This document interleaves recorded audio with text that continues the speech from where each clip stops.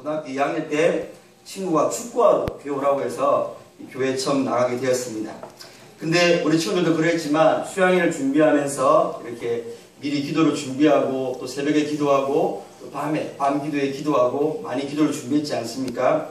제가 학교를 다닐 때도 우리 SFC 부흥회를 할 때에 위원단이나 아니면 또 이렇게 조장단이 빨리 모여가지고 한 달 전에 또 2주 전에 또 하루 전에 기도로 이 수양회를 준비했던 생각이 우리 친구들이 기도하는 모습을 보면서 많이 생각이 났습니다. 그렇게 기도를 준비하고 또 3박 4일 동안에 이 수양회를 하고 난 다음에 제가 고등학교 3학년 때쯤인가요?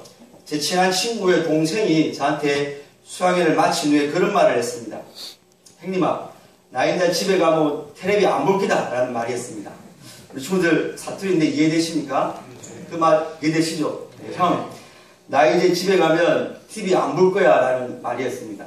네, 아마 수양회 때 은혜를 받았나 봅니다. 그래서 아마 주광사 목사님이 TV 보지 말고 바보상자니까 공부 열심히 하고 그 시간에 말씀과 기도 생활에 전념해라 라는 말씀에 은혜를 받고 그 친구가 대뜸 TV 안 보겠다라고 저한테 자기의 결심을 말하는 것이었습니다. 근데 여러분, 그 친구가 과연 수양회 마치고 며칠 동안 TV 안 봤을까요?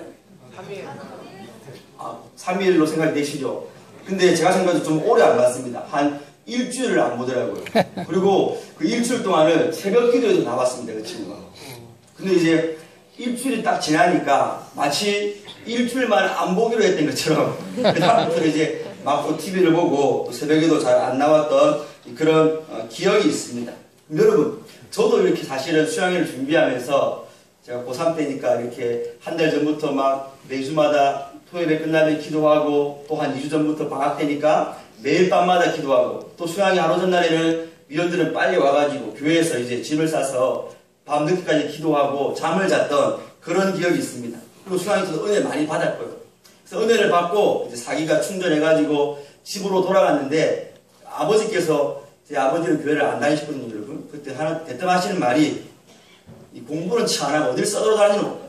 교회 가면 밥이 나오나 돈이 나오나? 라고 말씀하실 때 이렇게 제가 수양회 때 받은 은혜가 완전히 무너져 버렸습니다. 사실 교회 가면 밥은 나오는데 돈은 안 되지만 어쨌든 아버님이 그렇게 대뜸 막 화를 내시면서 공부 안 한다고 말씀하시니까 이 수양회 때 은혜 받고 집에 갔는데 집에 가자마자 이 받은 은혜는 오간되었고 또 아버지에 대한 불만과 불평과 왜 우리 집은 믿는 신자 집안이 아닌가라는 생각이 들면서 하나님 앞에 그 은혜 받은 것을 다 까먹어버렸던 그런 기억이 있습니다. 우리 친구들도 아마 마찬가지가 아닐까 생각이 되어집니다. 이제 오늘 밤을 마지막으로 우리 친구들이 수양회 부흥회를 마치고 나면 이제 집으로 또 가정으로 또 사회로 학교로 여러분들 돌아가게 됩니다.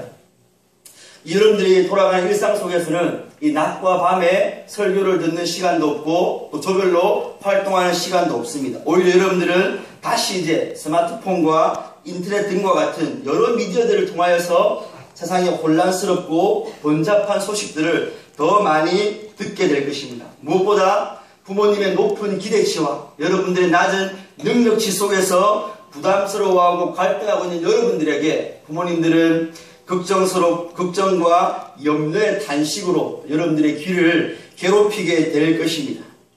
이렇게 여러분들이 부흥회를 마치고 다시 평범한 일상으로 돌아가게 되면 여러분들은 이제 집에 가서 방문을 닫고 여러분들이 하고 싶은 것을 하게 될 것입니다. 그 공간에서는 아무도 여러분들을 간섭하지 않고 여러분들이 어떤 생각을 하고 어떤 행동을 하고 무엇을 보고 무엇을 하든 아무도 조언을 해줄 사람도 없습니다. 여러분 개개인의 삶이 되는 것입니다. 여러분 바로 그때가 여러분들이 수양회 때 은혜를 받았는지 안 받았는지 드러나는 때이고 바로 그때가 여러분들의 진짜 신앙생활이 드러나는 때인 것입니다. 누가 보는 사람이 없고 나를 간섭하는 사람이 없고 나를 이끌어주는 조장 누나 형이 없고 또 선생님이 없는 바로 그때에 여러분들의 진짜 인격이 드러나는 것입니다.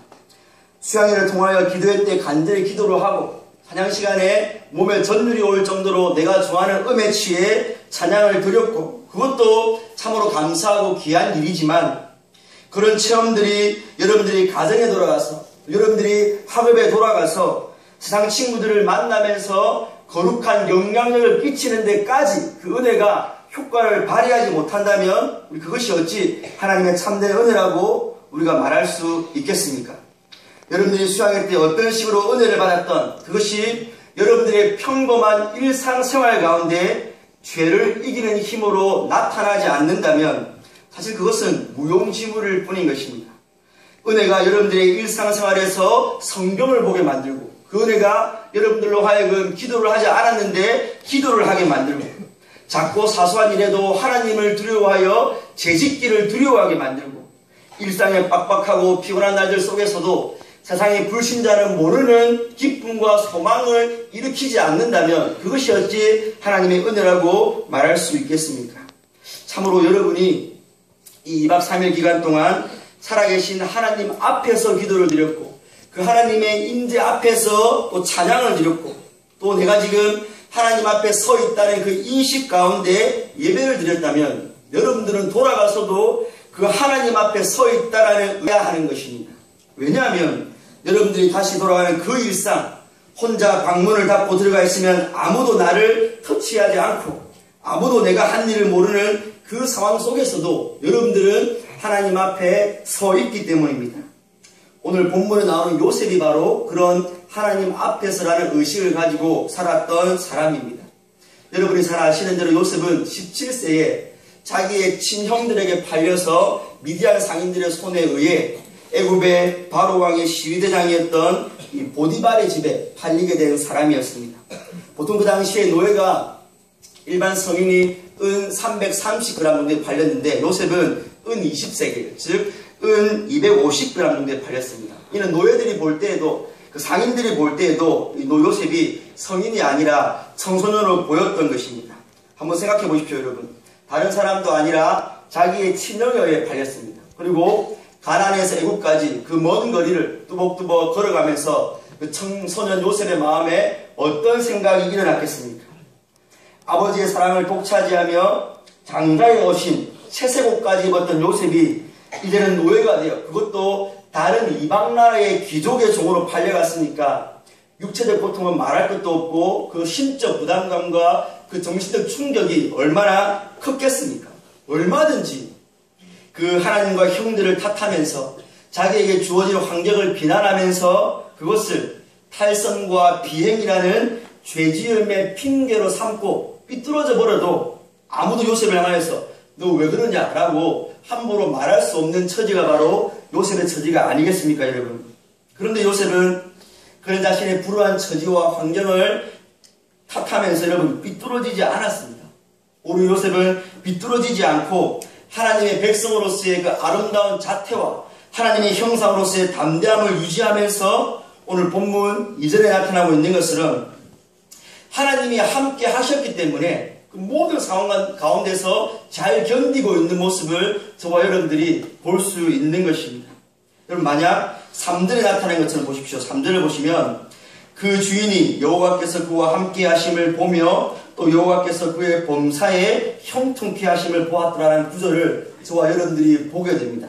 만약 요셉이 그저 소극적으로 자신의 종살이 처지를 인내만 하면서 꾸역꾸역 그 자리를 지키고 있었다라면 이 보디발은 요셉이 그냥 성실한 종인 것을 알았지만 하나님을 섬기는 여호와와 함께하는 하나님의 종인 것은 알지 못했을 것입니다.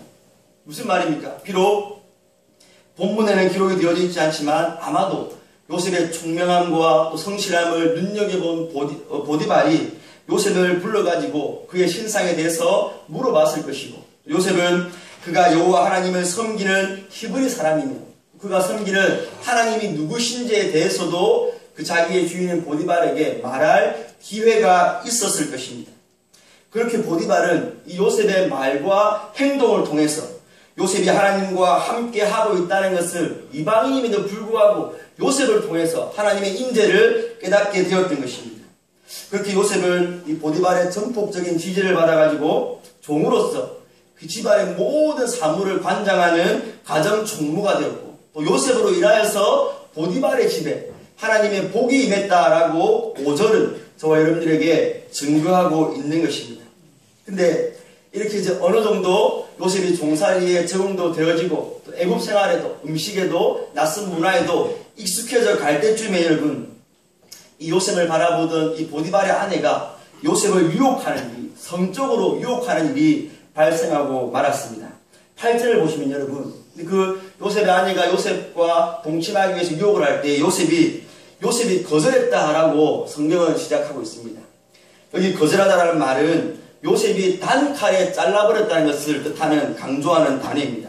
요셉은 아내가 한번 이렇게 동침할까 말까 고민해본 것이 아니라 그 아내가 유혹을 하자마자 그럴 수 없다라고 단언지하에 하나님의 말씀으로 보디발의 아내의 유혹을 이렇게 물리치는 그 모습을 보여주었다라는 것입니다. 그리고는 자신이 그 아내의 유혹을 거절할 수밖에 없는 이유가 다른 이유가 아니라 내가 바로 하나님 앞에 득지할 수 없기 때문에 라는 이유를 들고 있는 것입니다.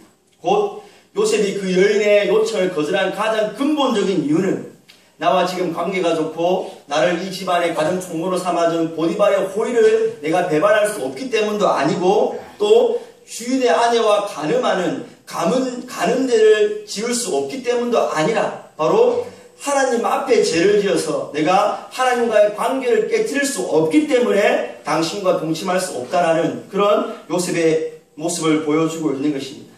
그래서 요셉은 내가 당신과 함께 이렇게 동침을 함으로 어떤 정말 윤리적으로 도덕적으로 아니면 애굽의 가정법적으로 사회법적으로 저촉이 되기 때문이 아니라 하나님과의 관계를 중요시하는 그 모습을 오늘 저와 여러분들에게 분명하게 보여주고 있는 것입니다. 여러분이 잘 아시는 대로 우리 일반 불신자들도 누군가 자기에게 호의를 베풀어주면 그 사람을 자기의 은인으로 삼고 그 사람과의 관계를 위해서 죄짓기를 꺼리는 그런 불신자들이 있습니다.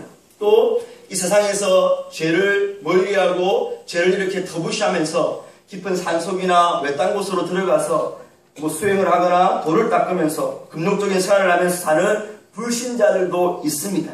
그러나 요셉은 그런 도덕적이고 윤리적인 이유 때문이 아니라 죄를 범하지 않는 그 바로 이유가 나를 지금 보고 계시고 나의 손과 발의 행위를 알고 계시고 내 마음의 작은 생각 하나까지도 감찰하고 계시는 그 하나님 앞에서 죄를 지을 수 없다라고 하는 것이죠. 이것은 법 없이도 산다고 하는 불신자가 착하게 사는 것하고 하나님의 백성이 하나님 때문에 하나님과의 관계 때문에 죄를 짓지 않는 것은 여러분 이 동기적인 측면이라 또 차원에서 정말로 잽이 될 수가 없는 것이지 않겠습니까? 이렇게 하나님 앞에서의 삶을 사는 요셉의 태도는 이어지는 구절들에서 더 잘 드러나고 있습니다. 여러분 10절을 한번 보시기 바랍니다. 요셉의 단호한 그들 후에도 그 주인의 아내가 날마다 노골적으로 요셉과 동침하기를 요구했는데 이제 요셉은 거절할 뿐만 아니라 그와 함께 있지도 않았다라고 자리를 피해버렸다라고 성경은 말하고 있습니다. 마치 복 있는 사람은 악인의 꾀를 쫓지 않고 죄의 길에 서지 않고 오만한 자의 자리에 앉지 않는 것처럼 요셉은 악한 것을 생각지도 않았고 또 악한 사람이 자기와 유혹을 할 때 그 자리에도 눌러앉아 버리지 않았던 시편 1편의 복 있는 사람의 모습을 그대로 보여주고 있는 것이죠, 여러분. 그런데 여러분, 어느 날 이제 보디발의 집에 요셉이 이제 일을 보러 들어갔는데 때마침 거기에 아무도 없는 상황이 발생하고 말았습니다. 11절에 요셉이 시부하러 그 집에 들어갔더니 그 집 사람은 하나도 거기 없었더라라고 그 상황을 성경은 저와 여러분들에게 밝혀주고 있습니다. 그 날마다 동침을 요구했던 그 여자가 12절에 보니까 이제는 바로 이때다고 요셉의 옷을 잡고는 이제 물고 늘어지는 것입니다. 여러분 같으면 어떻겠습니까, 여러분? 제가 생각할 때 이때 약 4,000년 전의 10대 요셉이나 지금의 10대나 성적으로 이렇게 혈기가 왕성하고 또 성욕이 넘치는 것은 매 한 가지로 생각이 되어집니다. 옛날 사람이라고 저와 여러분들과 다를 수가 없지 않겠습니까? 또 거기다가 요셉은 자기 외에는 보디발 외에는 자기를 관리할 수 있는 사람이 아무도 없었습니다. 남을 다스릴 수 있는 그런 위치에 있었습니다.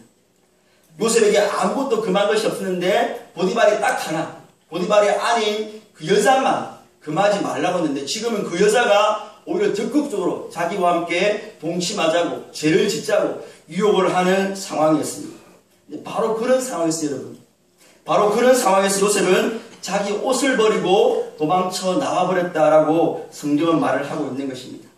요셉은 자신이 하나님 앞에서 죄를 짓고 있다는 그 하나님 앞에서의 신전의식 때문에, 그 의식 때문에 아무도 없었고 죄를 충분히 지을 수 있었고 죄를 져도 자기에게 아무도 뭘 할 사람이 없었음에도 불구하고 과감하게 자리를 피해버리는 모습을 보여주고 있는 것입니다. 요셉이 보디발의 아내에게 옷이 잡혔을 때 여러분, 육신의 눈으로는 그 자리에, 그 집에 아무도 없었기 때문에 두 사람만 있는 것이었지만, 믿음의 눈을 가진 요셉에게는 그 시간에 두 사람만 있는 것이 아니라 하나님께서 그 시간 그 장소에 함께 있었다는 것을 요셉은 보았던 것입니다. 여러분. 거룩한 불꽃 같은 거룩한 눈으로 자신을 바라보고 계시는 그 하나님 앞에서 도저히 요셉은 죄를 범할 수가 없었던 것입니다. 친구 여러분, 여러분들이 이제 수양회를 마치고 일상으로 돌아가면 우리의 대적 마귀가 보디발의 아내처럼 처음에는 눈짓만 합니다. 그 다음에는 이제 노골적으로 또 유혹을 하게 될 것입니다. 마지막으로는 요셉이 옷을 잡고 물고 늘어졌던 것처럼 죄를 한번 지어보라고 강한 마음을 일으켜서 여러분들을 죄의 부렁토리로 빠뜨리려고 유혹을 할 것입니다. 12절에 여인이 옷을 잡았다 할 때에 이 옷은 성을 노략하다, 또 전쟁에서 포로를 취하다, 그런 뜻입니다. 그렇게 할 때 잡다는 뜻입니다. 무슨 말입니까? 마귀가 요셉을 하나님과의 깊은 교제와 친밀한 사귐에서 떨어뜨려 놓으려고 성적인 유혹으로 죄를 범하게 해서 하나님의 종이 아니라 사탄의 종으로, 마귀의 종으로 떨어뜨리려고 자꾸 물고 늘어뜨렸다는 것입니다. 이처럼 이제 여러분들이 돌아갈 일상의 삶이 영적 전쟁터라는 것을 여러분들은 기억을 해야 됩니다. 우리 대적 마귀가 우는 사자처럼 두루 다니면서 저와 여러분들을 죄의 구렁텅이로 빠뜨리려고 현란이 되어 있다는 것을 명심해야 됩니다. 여러분들의 눈에 보이는 평범한 일상생활이라 할지라도 영적인 눈으로 볼 때는 총알이 빗발치고 포탄이 오가는 전쟁터라는 것을 기억해야 합니다. 여러분들이 이런 죄에 대한 깨어있으면 이 교행사 때문에 바쁘고 또 지금처럼 부흥회 때문에 이렇게 분주할 때는 죄를 짓기도 힘듭니다. 그런 상황이 아니라 여러분들이 이제 일상으로 돌아가서 남들의 시선도 없고 얼마든지 여러분 스스로 사람들의 이목을 피해 숨을 수 있는 그 시간에, 그 평범한 날에 마귀는 오히려 더욱더 여러분들을 잡고 물고 늘어질 것입니다. 여러분 사무엘 11장에 보면 이 다윗이 아람과 암몬 족속과 싸우는데 이제 우기 때문에 전쟁을 잠시 멈췄다가 다시 돌아왔습니다. 다시 건기가 돼가지고 해가 돌아와서 전쟁터에 나가야 되는데 자기는 안 나갔습니다. 안 나가고 자기 부하만 보냈습니다. 그때 이제 밤에 자다가 일어나가지고 침상을 돌아다니다가 보니까 바세바가 여러분 목욕을 하고 있었던 거죠. 그럼 다윗이 얼마나 하나님 앞에서 바르게 살았던 사람입니까? 근데 그 전쟁을 해야 될 그 순간에 자기는 출정하지 않고 남아서 한가하게 궁을 치고 있는 그 순간 바세바를 보고 칠겜을 어겼습니다. 간음을 해버렸습니다. 그리고 바세바를 취하기 위해서 거짓말, 부계명을 어겼습니다.